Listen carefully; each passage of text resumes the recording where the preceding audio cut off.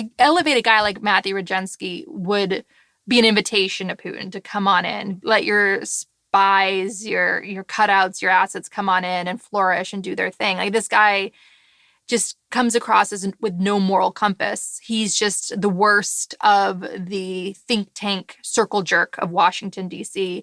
I looked up his name in my email to see if we ever crossed paths. And what came up were emails over the years, over several years, of Ukraine watchers and Russia watchers who I deeply trust complaining about him and like his latest bad take in the media, trying to essentially both sides the Ukraine crisis with Putin and trying to say, like, let's, no accountability for Putin and his violence and his mass murder. The thing that people have to understand, when you try to stand up to Putin and you say like, there needs to be some accountability, he needs to be contained, people immediately think that you're a warmonger. And Putin himself plays on that narrative and pushes that narrative.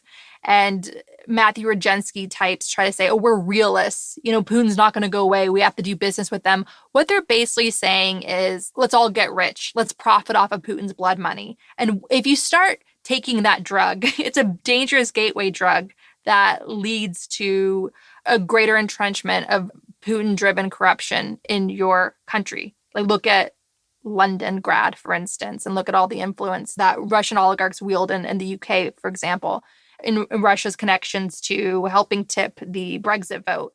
Deripaska, for instance, like an all-out oligarch thug that won the aluminum wars, he was a welcomed character in the UK where he couldn't step foot in the US. He was a persona non grata in the US. And then under Trump, he gets an entryway through McConnell by investing in this aluminum plant in Kentucky. So Matthew Rojansky is a big welcome mat for Russian oligarchy and their weaponized corruption and their golden handcuffs and buying politicians. And America is just too fragile right now to afford to have Matthew Rojansky in such a position of power. He should stay in his, self-indulgence think tank sauna rooms, hearing himself talk.